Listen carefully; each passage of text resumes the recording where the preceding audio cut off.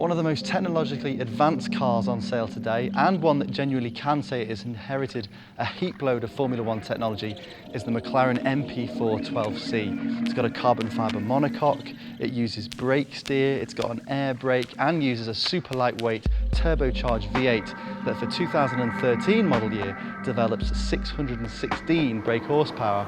Meanwhile, it also has a trick hydraulic suspension setup that makes it ride as well as an S-Class. So, to find out if it really is the ultimate everyday supercar, we're going on a road trip. From here, the stunning McLaren Technology Centre in Woking, right through to arguably Europe's greatest car museum, to see if we can preempt the 12C's place in history. But before we roll, I think we need to pay respects to the granddaddy of carbon fibre monocoques and drink in all these other incredible legends, because we are in the presence of greatness. The race cars that sit in this vast space reveal the rich tapestry of a company that has always been intent on winning, and you can almost feel that weight of expectation with the 12C.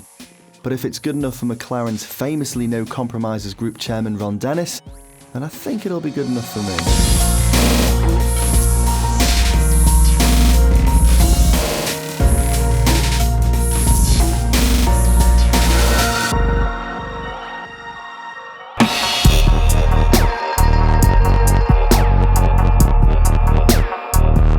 So finally, McLaren is getting a slice of the supercar action with the 12C.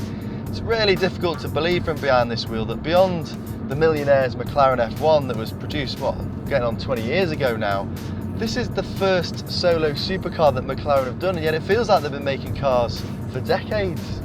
It is ridiculously fast. I mean, any gear fast. Look at this now, we're in third gear. Fourth gear. It's just, I cannot get over how quick this thing is. But what is it like beyond that honeymoon phase? You know, this is about the ownership proposition. And in a word, it's versatile. You know, you can scare the living daylights out of you and your co-driver 1 minute and then do as we're doing now the next. You know, we've got these two toggles in this central spine that let you select normal handling and powertrain response, and it mutes everything, so you can get a nice creamy idle on the engine. You can really smooth out the road surface so you can go over motorway expansion gaps with no problem at all. And it's really comfortable. You usually get a lot of idiosyncrasies with supercars because they're so low volume, be it, you know, an offset pedal set or slightly wonky wipers, but everything in here just feels like it's been manufactured with an almost Germanic efficiency.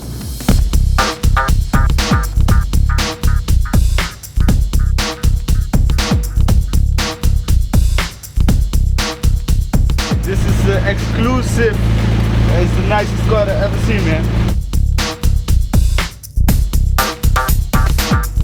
We're just having a quick pit stop coffee in the Hague, which may not sound the most obvious of car meccas, but it's actually home to the Louwman Museum, the largest private collection of automobilia in the world. And it's open to the public.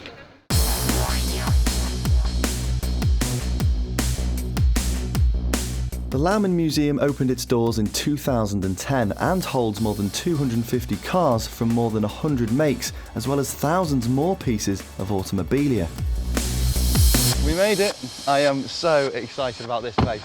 The museum even holds a really significant piece of McLaren's history in the M8F Racer, the same race car that actually won the 1971 Can-Am Championships. That's 1 year after Bruce McLaren, company founder, team owner and racing driver, died driving the prototype. So that'll be really interesting to see.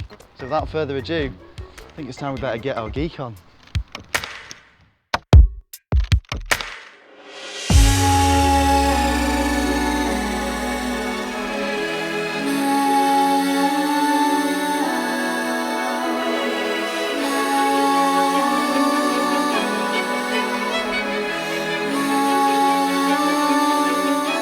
The entrance to this place is like a cathedral to cars, never mind a museum.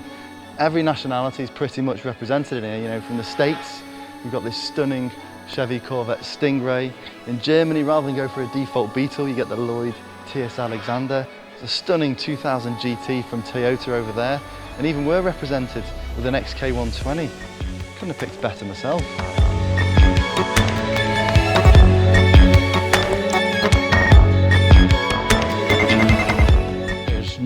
museum in the world who is showing all the eras from the beginning till now, all the development of the cars. And this museum has it. You have to see it. It brings you back in time.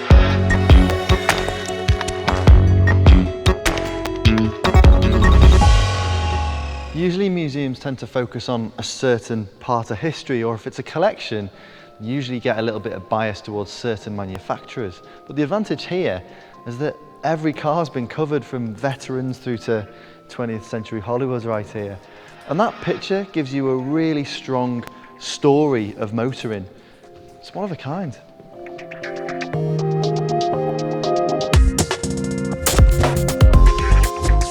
So Ronald, this is an absolutely fabulous collection, but I believe this is the car that started it all. Yeah, this is really the beginning. This is the first car of the collection.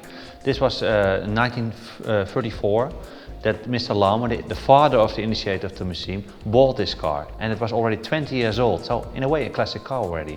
He put it in the middle of the showroom and tried to sell more Dodges with this exceptional example of Dodge those days. A lot of items you can see. This, by the way, this is steel, made of steel. That's also special because the most cars were made of wood those days.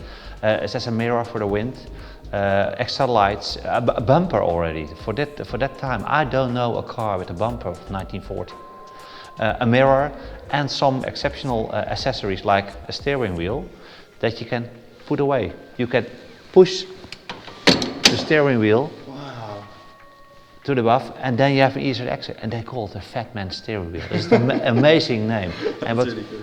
and something other special for this time is this handle with those 3 cylinders with numbers on it, and the combination of the numbers knows only the owner. It's a steering lock in 1914. Wow, that is very cool. And what happens, they sold more Dodges those days, and with all those trade-ins, they started the collection, and this is now the Louwman Museum.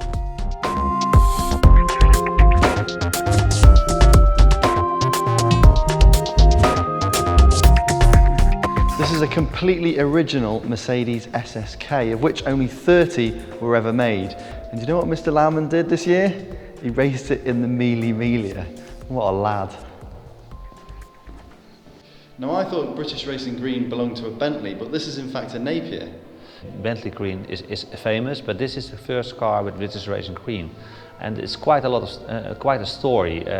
Napier took part of the Gordon Bennett Cup.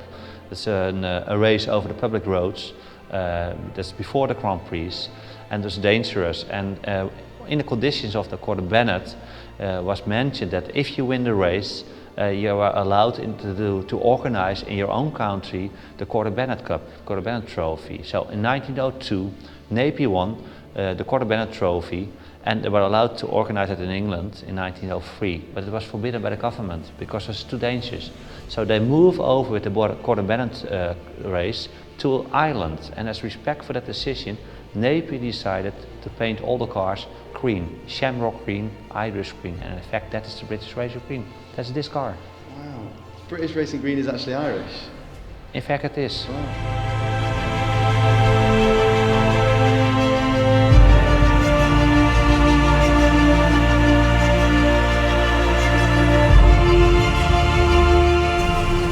True to form, here is the Can-Am Series race-winning McLaren M8F. Flippin' heck, it looks mental. It's so wide.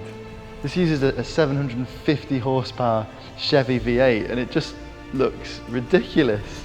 Just sticking out in the middle there. Cabin's so sparse, and I love how you've still got the old McLaren Kiwi logo. It's changed a bit on our car.